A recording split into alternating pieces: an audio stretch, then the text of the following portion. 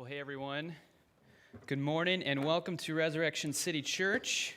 Special welcome to you if it is your first time worshiping with us here this morning, whether in person or online. My name is Joel. I'm one of the pastors here at Res City, and I am excited to get into what is going to be the final sermon in our kind of spring-long sermon series on the wisdom literature, but today is going to be our final sermon in the book of Proverbs, which is kind of the intro to wisdom. So think about like this. You know how in college you have kind of different levels of classes within a major? At NDSU, we had like the 100 level, 200 level, 300 level classes. I've heard from Julie that apparently they go by the thousands at the U of M. Is that right?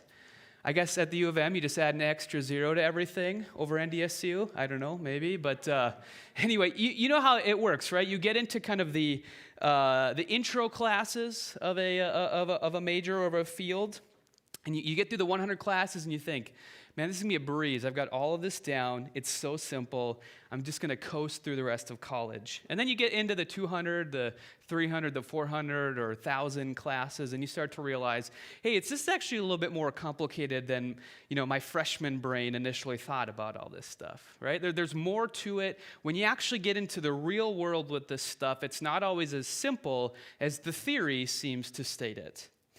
And I want us to think a little bit about the book of Proverbs as kind of our intro level to wisdom, kind of our setting a foundation for us. And we talked about these different voices that are kind of speaking to us in the wisdom literature in the Old Testament. And so think of Proverbs as this bright young teacher kind of giving us the foundational principles of wisdom.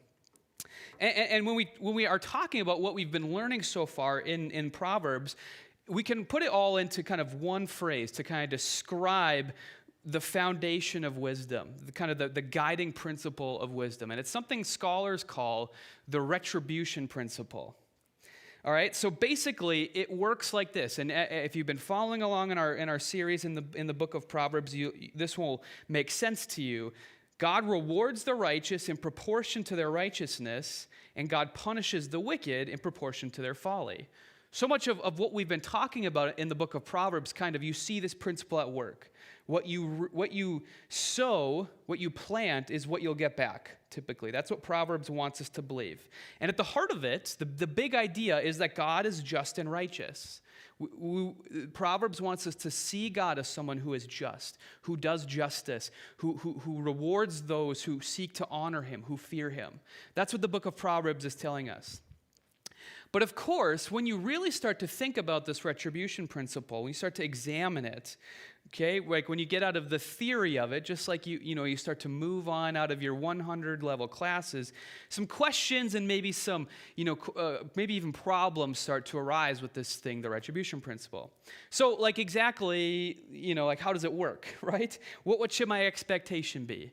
If we talked in one of the sermons about taking a read step, trying to pause and take in information before you make a quick decision. But what happens if one night I, make a quick decision to buy a pair of jeans that I don't really need that badly? If when I get them, because maybe it wasn't a wise decision, are they automatically not going to fit me? Is that how wisdom works, right? This sort of bounce back effect? Or what kind of a time frame? What kind of a schedule is wisdom on? If I do something wise or foolish, will I get the result of that tomorrow? Or will I get it somewhere later in my life when I don't even realize that it's a consequence of this decision, good or bad? So I can't even connect the two. Right? Or going deeper, is about the substance, right? Is it about my mindset and my intentions, or is it about the specific actions that I do? Which is the part about wisdom that we should be looking for? If I do something, kind of thinking or intending it to be wise, but actually it turns out to be kind of a foolish decision, which one wins out? Or do they cancel each other, right? How does this actually work out? Or maybe you're asking yourself this question. How is this different than just karma, right? Is this just some cosmic math equation that Proverbs is telling us about? All right, or maybe this. What kind of motivation does it create in us? We have a dog named Kinsley. We love her to death, but boy, is she food motivated, right? And so everything for her revolves around getting fed, which is super helpful when we want to train her for stuff.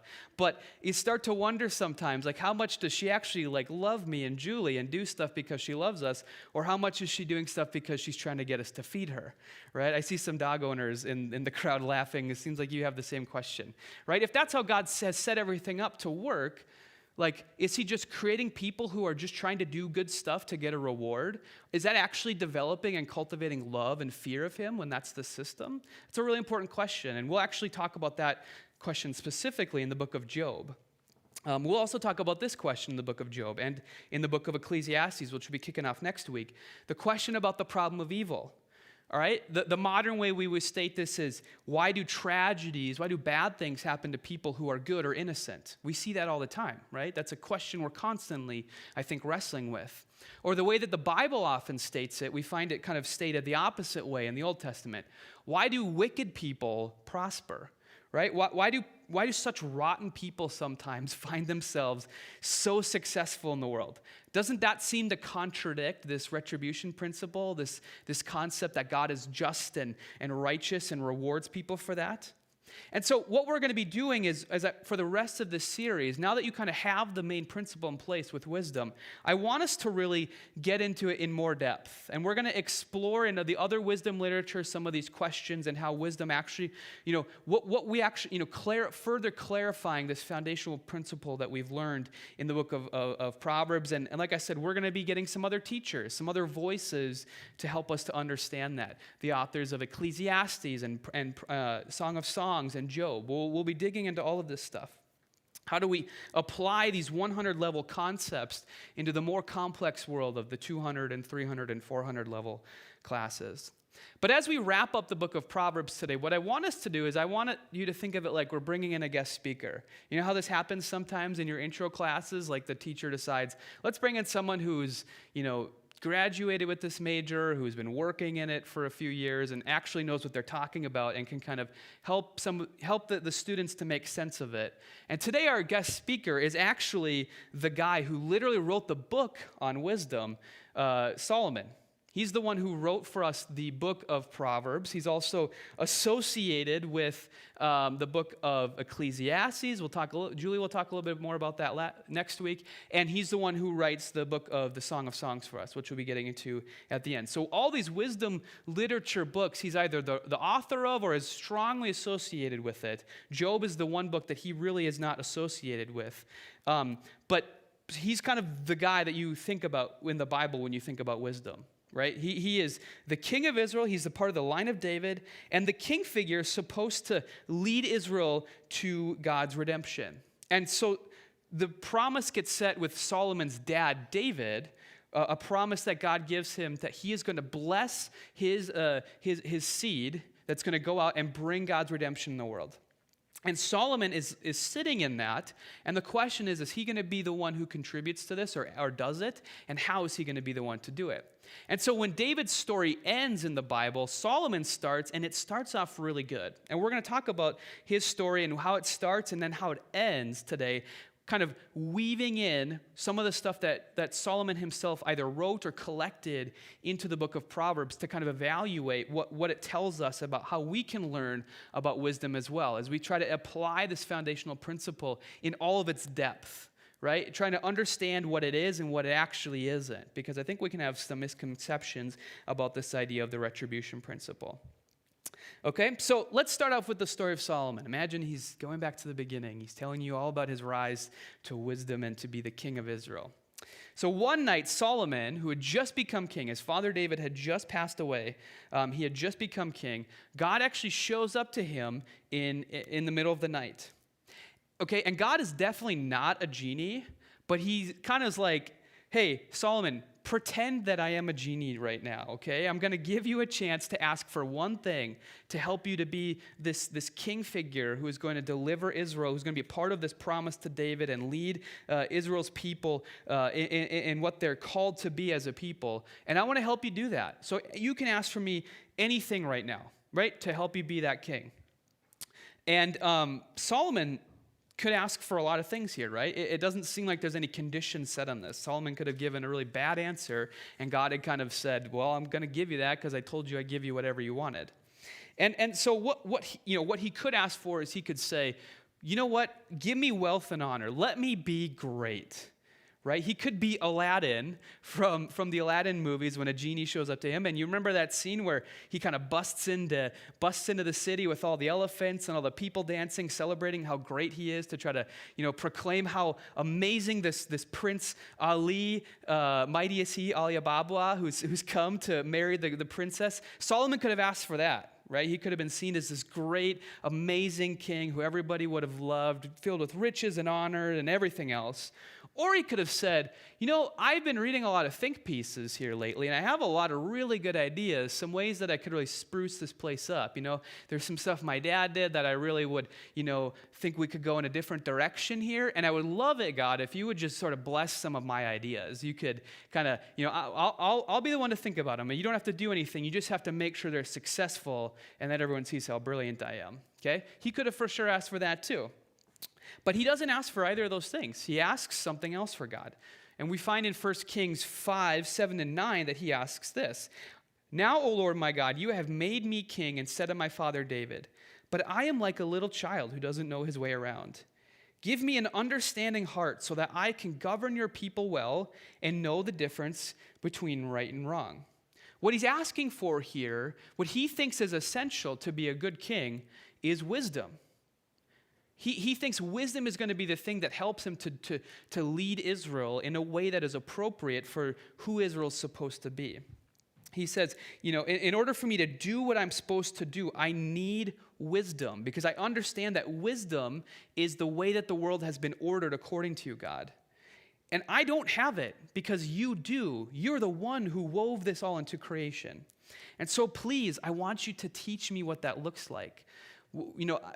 I am like a little child when it comes to these things, and I want you to help me to lead your people well according to your wisdom. Give me a strong understanding and sense for that. And so what Solomon is doing here is he's actually putting into words, putting into practice what he himself writes or collects in the book of Proverbs in chapter 3. He says in chapter 3, verses 5 and 6, trust in the Lord with all your heart. Do not depend on your own understanding. Seek his will in all you do, and he will show you which path to take. Right? This really connects to that big idea of the fear of the Lord being the beginning of wisdom or knowledge that we find in other places in the book of Proverbs. And we look on that word, look at that word trust. The actual Hebrew, the imagery we're supposed to get from this is lean. Okay, kind of the imagery of laying prostrate on the ground itself. It's not just like leaning on something like, where you're kind of doing some of the work and the thing you're leaning on is doing some of the work. It's like a full lean, like fully I'm going to lean into this thing, okay? Not incline, but kind of support yourself. And that's what the word depend here also means in the Hebrew. Okay, this is not like a sort of halfway giving yourself over to this thing. It's a kind of a fully giving yourself to it. And when I was reading this, it made me think of a time we went sledding recently. We got together with our community group and went sledding a few weeks ago, and it was fun to just hang out outside. But we specifically went sledding, and it was a pretty steep hill that we were sledding on. And so the first few times down, I definitely I had my feet right out in front of me, and I was digging my boots into the ground a few times to try to keep the sled from taking me at full speed down the hill. Right? Especially the first few times because I was a little uncomfortable with it. I haven't sledded in a little while. And I ended up spraying myself in the face with snow. It was really made it not fun at all. But what I was doing was I was trying to manage the sled. Okay, the sled is supposed to carry me down the hill. That's the point of sledding, right? It's so that the sled is the thing that you sit on completely, you lean on it completely, and the sled brings you down the hill. But I was trying to manage the sled. I wasn't really letting the sled do its job. It was kind of doing some of the work, but I was kind of doing the work for the sled by keeping my feet out there, and I wasn't letting myself be sort of fully carried by the sled. Now think of it like God's wisdom is the sled. That's the thing that's supposed to carry us, to show us which path to take, to show us what God's will is in all situations. Okay, but we have a hard time, I think, with truly letting the sled carry us when it comes to God's wisdom. All right. Often, we take some of that. We let the sled do some of the work, but we're trying to manage God's wisdom a lot of times too, kind of by throwing in some of ours, right? We might hear that God calls us to do this thing or says wisdom looks like this, but then we make sure to throw in a dash of our own wisdom there too, right? Because we don't fully want to commit to the sled. We want to kind of be the ones to be the actual ones that are driving it, okay? But what this verse is telling us is to let God's wisdom be the sled. Let the sled do its job of carrying us down the hill and not try to manage it on our own. And so in all you do, God will show you what path to take as we trust in him. In whatever we're called to manage, right? We might not be called to manage a kingdom, but we're all called to manage some things, right? Whether it's raising kids, whether it's navigating the time of life that we live in here, navigating COVID, performing your job well in the midst of that, just owning a social media account these days feels like a lot of work, right? Dealing with people who, don't think like you, maybe they didn't vote for you, or maybe family members who are tough to talk to sometimes for whatever reason. All of these things that, we're kind of called to manage, just like Solomon is called to manage this kingdom. And here I think is where we start to see that wisdom isn't just, it's not some sort of cosmic math equation like karma, okay? It's something else entirely. It's a trusting relationship that's founded on the character of God. And while we see that there are certain things we can expect to come for us when we do trust him, it's not built on guarantees. It's not a vending machine. It's not, I put in this amount of money and I expect to get this thing out of it.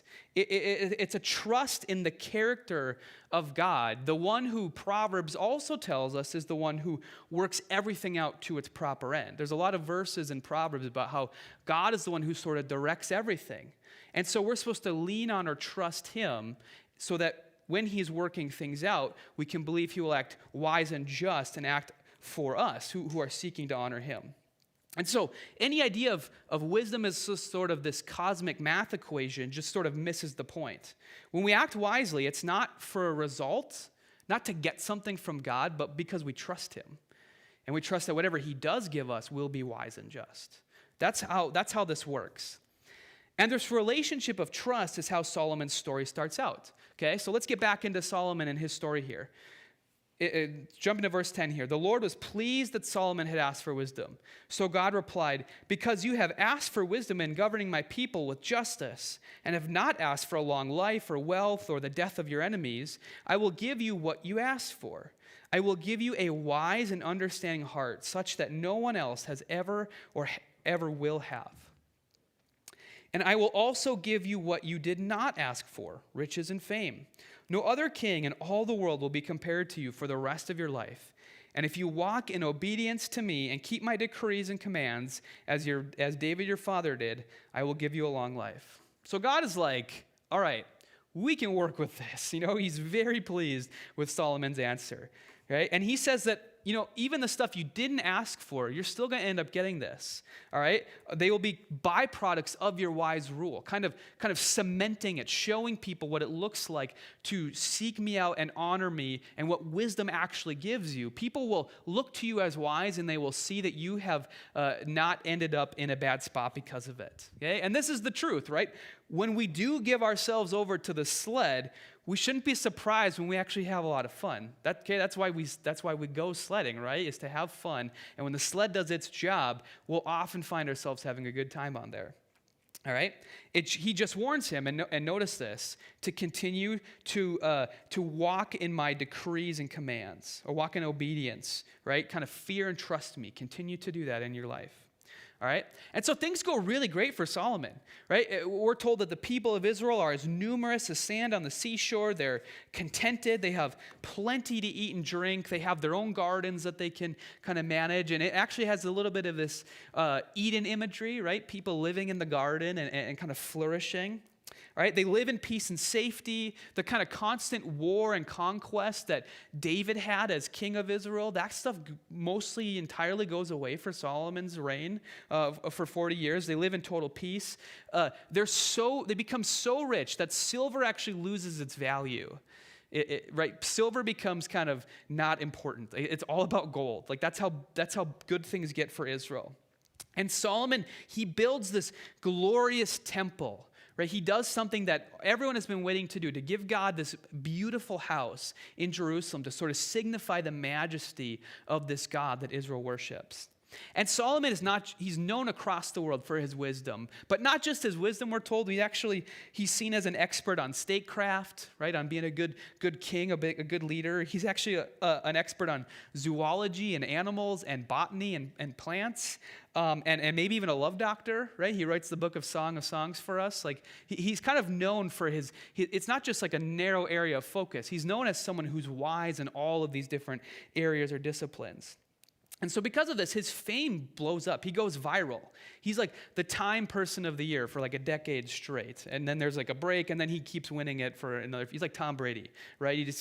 Even when there's breaks, he keeps winning after that, right?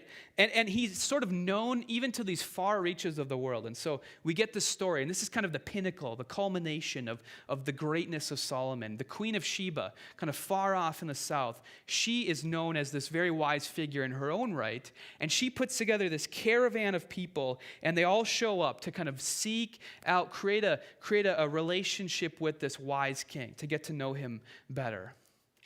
Now, somewhere in there, we're not told where, okay, but somewhere in there, Solomon's mindset seems to change, to where at the end of the story, he seems to be a different person than he was at the start. Okay, we find he has sort of kind of gotten the stuff that he didn't ask for, and he's kind of pretty excited about it and pretty happy about it. Okay, remember he could have asked for riches and glory. He gets that anyway, right? He could have asked to have his wisdom lead to that, for him to be seen as wise, even though we know God is the one that has gifted him with this wisdom. And it seems like as he's presented with those things, he kind of succumbs to them. Somewhere in there, he starts to get the sense that, he's the one that's managing the sled instead of the other way around. Okay? Perhaps, it was him starting to believe that maybe all the people who came to him from all these other countries and were saying things like, Solomon, you're so great and wise, he started to really think, maybe it is me. Maybe it's more me than God even. Right? Maybe that's where this all came from. Maybe I was already really a genius before God showed up to me and asked me what I wanted, and I said, give me wisdom. Maybe I already had it. Maybe it was more me than him. Okay? And I think this is the temptation when we find that wisdom leads to success for us, to kind of only buy into it to get to Solomon's place, right? We're going to want to treat wisdom. We're going to naturally approach wisdom where we hear that it says things like, if you do this, you will find yourself flourishing. You'll find yourself in a good spot if you walk in this way. We're naturally going to start to view wisdom as like a stick that we can whack the piñata with to get the candy out of, right? Where God becomes the piñata and we're just trying to get stuff out of him. Okay? We're going to naturally be tempted to view him that way.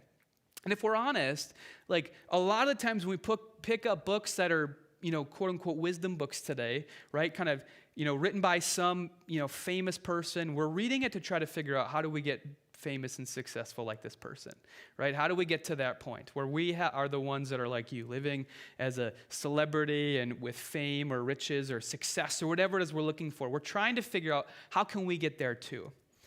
And the success, it seems to be that Solomon buys into it. But okay, this is not the purpose of wisdom, this sort of thing that we do to try to get a good result back for just ourselves, right? That's not the purpose of wisdom when we really dig into it, okay? Wisdom is about creating an environment of flourishing. It's not just for one person, it's not just for an individual, but trying to create a culture, an environment of flourishing that everybody starts to see the benefits of as they follow this wisdom, as they start to trust in and lean on the one who has woven wisdom into creation and sort of works everything out according to his purpose. It's a gift given to create an environment of shalom or heaven on earth almost, if we think about it like that, through aligning to the Creator's design. And it's not really about us getting good stuff out of it, even though that might happen, all right? And it does happen many times. That's not the point. And so Solomon is supposed to be using his wisdom for all of Israel, not just himself, okay? And so questions that we posed at the beginning that we might ask ourselves about wisdom, like, when do I get my stuff? Or how great will it be? How do I know, what it's going to look like? These are really kind of missing the point. And while we talked about how good things were going in Israel a little bit ago, we also start to see throughout the narrative that there's some cracks in it. It's maybe not quite as good as it seems like it is at first reading. So a really good example of this is we find out in one place that Solomon is building all of this stuff. He's building the temple. He's making the city of Jerusalem into like the height of itself as a city. And we're told that Solomon used forced laborers to build this stunning new Jerusalem in the temple. And that's how it gets translated sometimes. But what it is it's slaves. So Solomon is using slave labor to build all of this stuff. And he put these rulers, these harsh bosses, over them to really drive them to make sure that they're accomplishing this well. Now, if you look in the Old Testament, there's actually only one other place in the whole Old Testament where we find the same language used, this language of harsh rulers and forced slave labor. Can you guys guess where it is? It's in Egypt. Yeah, it's in the Exodus. It's the same place that Israel got delivered from, when they themselves were the ones who had harsh rulers put over them, and they were forced into slave labor.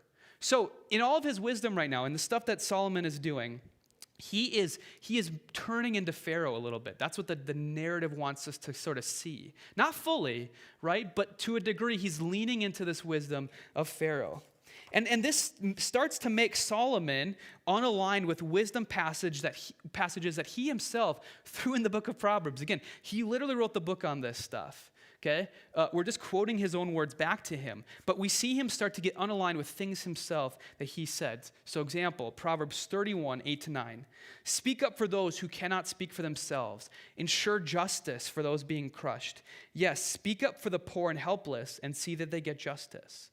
And so, Israel's starting to look like Egypt. As it becomes successful, it's starting to look like a different sort of vision of flourishing than you would have think that God expected, especially as the one who delivered Israel from slavery himself, okay? Building up this great society on the backs of slaves.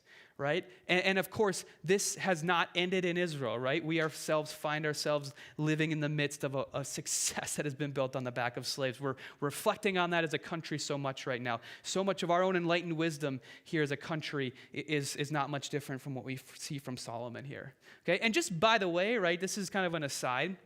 Proverbs says there's a lot more passages in Proverbs like this. This isn't the only place in Proverbs where we find this, all right? So when we approach Proverbs, again, as this sort of book that's going to give me a bunch of little aphorisms to tell me how I can find success, we're skipping over a whole big chunk of what the book is actually about, right? This idea that wisdom is creating an environment of flourishing for everybody includes that we look out for other people than just ourselves. But unfortunately, I think we skip over this stuff a lot of times to get to the stuff that, is going to benefit us when we approach the book of Proverbs. So don't let that happen to you as you continue to read this book, you guys, all right? But for Solomon, wisdom kind of becomes a means to celebrity, to riches, to glory, and as we'll see here in just a second, to women. It started to become a means to an end for him. That's kind of how he seems to start viewing this wisdom, this gift of wisdom that God had given him at the very beginning. And so when we get to the very end of his story in 1 Kings 11, it really draws out what God seems to see as the final nail in the coffin for him. So Solomon had just this infatuation with having women. He had, just get your mind around this, okay? He had 700 wives. Now, and for him, a lot of this is not about trying to, form a really good, healthy relationship with all 700 of these women. I'm sure he didn't even remember all their names. Like, if we're being honest, it'd be really impressive if he did.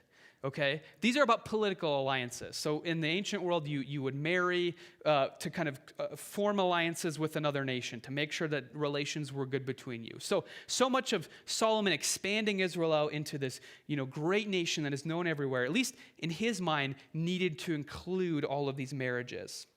And it causes Solomon to compromise, right? He starts to adopt the customs and the worship of these wives and the other nations that they represent, and he starts to worship their gods too.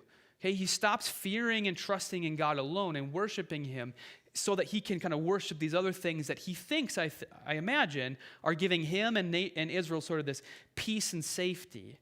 as a country. He thinks that probably is pretty important, and it causes him to like even worship gods like a guy named Molech, who is known for child sacrifice, right? So it gets him to compromise in some pretty terrible ways, right? So he has 700 wives, these political marriages, and then he has 300 concubines, which are just women who hang out in the palace that he can sleep with whenever he wants to. Like, that's what they are. And this is kind of who Solomon is at the end of his life. He's got 1,000 women that he has at his disposal to kind of do whatever he wants with. And this is the last straw for God, okay? This thing that he desired in his heart of political safety through alliances rather than on God, these desires he has for sex and fame and prosperity from trading with all these other countries, as this becomes what his heart desires, God starts to be very displeased with Solomon and starts to sort of say, I'm not okay with this. And Solomon should have known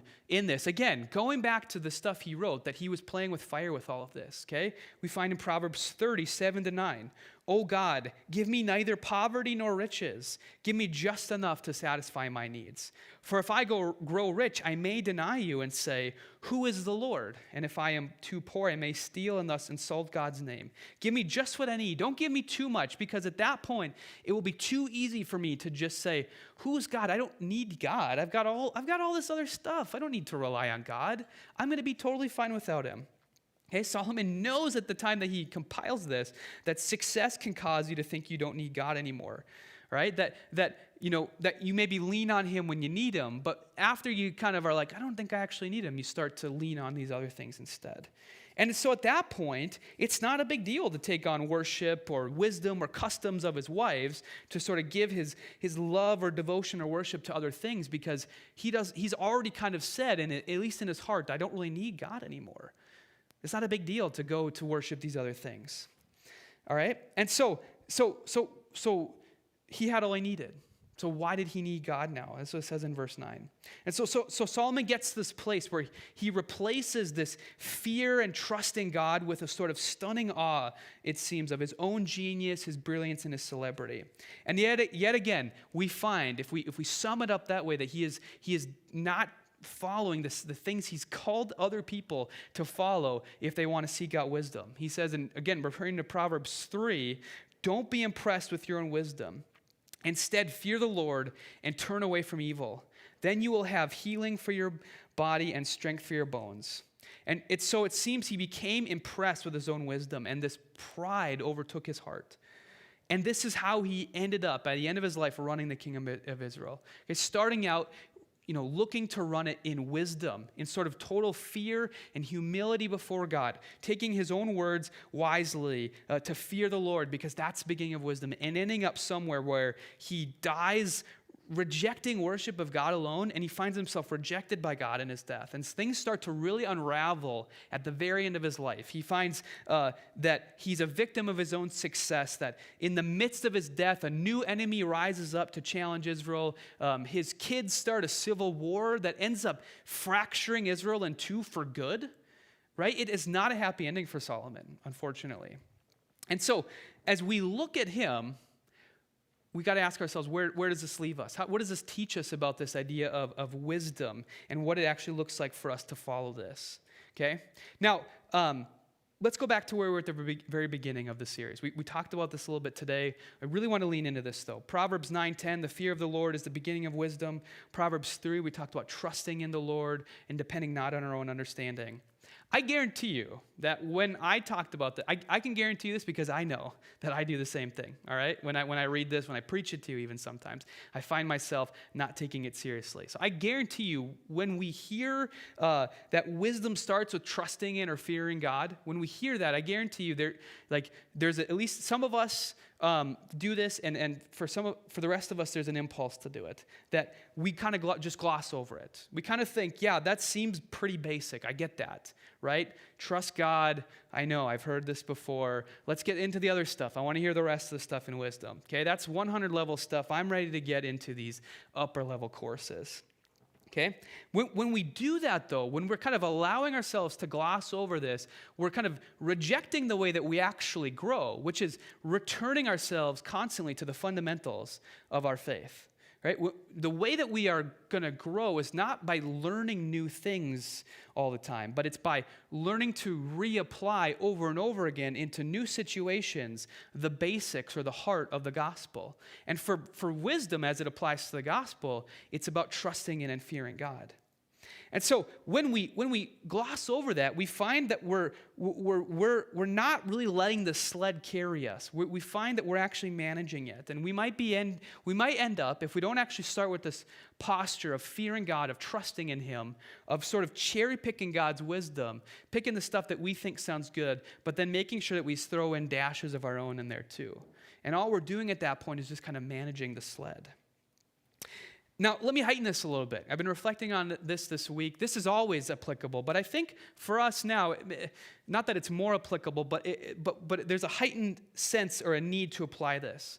All right, we're living in the midst of a world that is going through these massive shifts in society, right?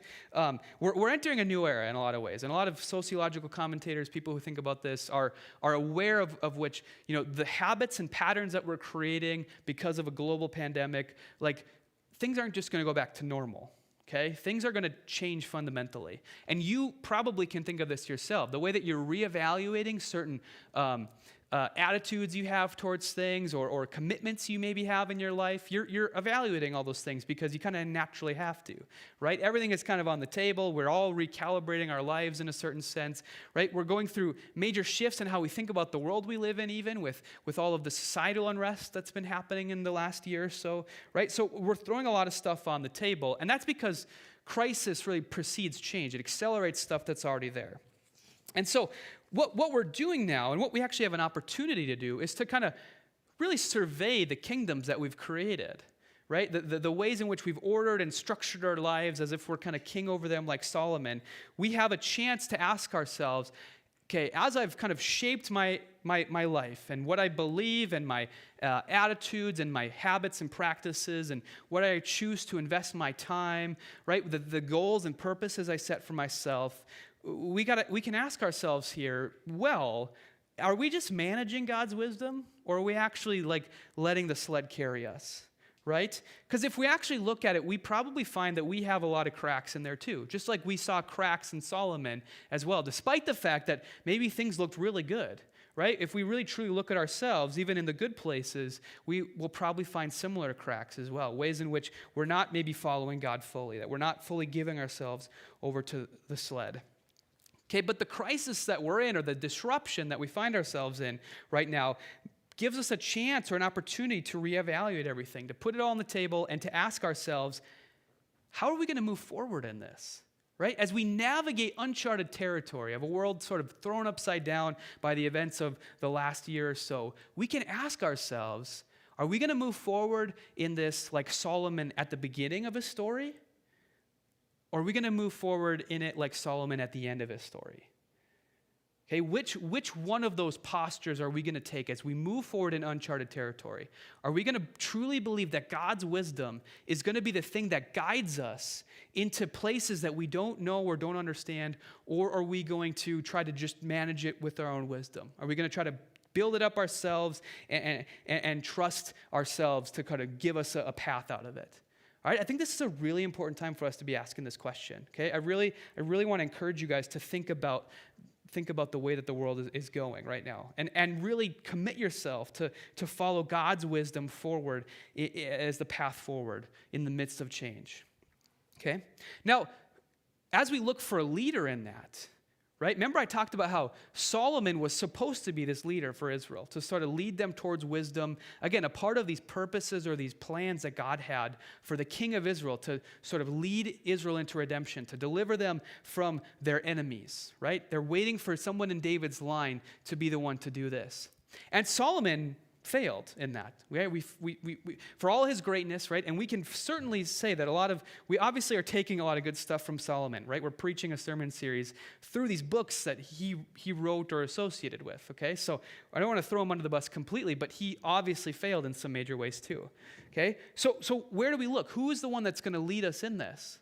And the good news is there's one who is like Solomon, but that is greater than him to lead us through this.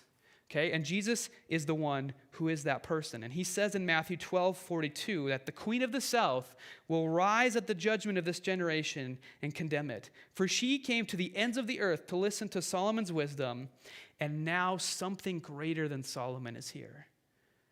So Jesus is saying, the wisdom that I preach to you in the gospel is the sort of fulfillment and the culmination of everything that Solomon had for you. Even he, in his greatest amount of wisdom, was setting the stage for someone that would be greater than him to come and to preach us the full wisdom of God in the gospel. And it is rooted and is located in me. And so if you want to know what wisdom looks like, if you want to know how to have humility and fear, look to the one who doesn't fail. Okay, this is where we root ourselves in this fear of the Lord by looking to the one who doesn't fail and the one who gives us wisdom to chart our path as we move forward, the one who is greater than Solomon, Jesus Christ himself, the one who shows us God's true wisdom in the gospel. So our reflection question today, and I want you to think about this as we close in some worship here, is this. Is there somewhere where I'm trying to manage God's wisdom with my own? And if so, where do I need to rely, to lean on him? Where do I need to give myself over fully to the sled? Okay, what is it that I'm trying to manage myself here? I want you to really just think about that and consider that question as we close in a time of worship. Let me pray. I'll set the stage for communion, and then we'll get started with that. Lord, we thank you that one who is greater than Solomon is here. And that Solomon, in all of his wisdom and all of his greatness, who wrote these books that we've been going through, that are just so full of life and so full of wisdom, God. We thank you that even though he failed to live out what he calls everybody else to live out in wisdom, that there is one who is greater than him, who shows us true wisdom, who enables us to walk in it through his death and his resurrection, and who gives us a model of what it looks like, God. Help us to follow him, to fear and trust in him, to have humility before him. As we walk forward into whatever it is that we're going to be walking into here, Lord, give us wisdom, and a wisdom that is centered on the one who is greater than Solomon, your son, Jesus. In his name we pray. Amen. And so what we're going to be doing now as we close in worship is give you a chance to take communion. So there's a reason we do this every Sunday, is we want to close every service with a reflection on the one whose body was broken for us and whose blood was shed for us on the cross, the one who gives us access to true wisdom. We always want to center our hearts in that as we do this time of reflection. And so we're going to be doing communion right now. You should have gotten a cup as you walked in that has the stuff that you need for it. If you didn't, just throw your hand up. Someone will bring you some, and we will celebrate that communion as we close in worship here.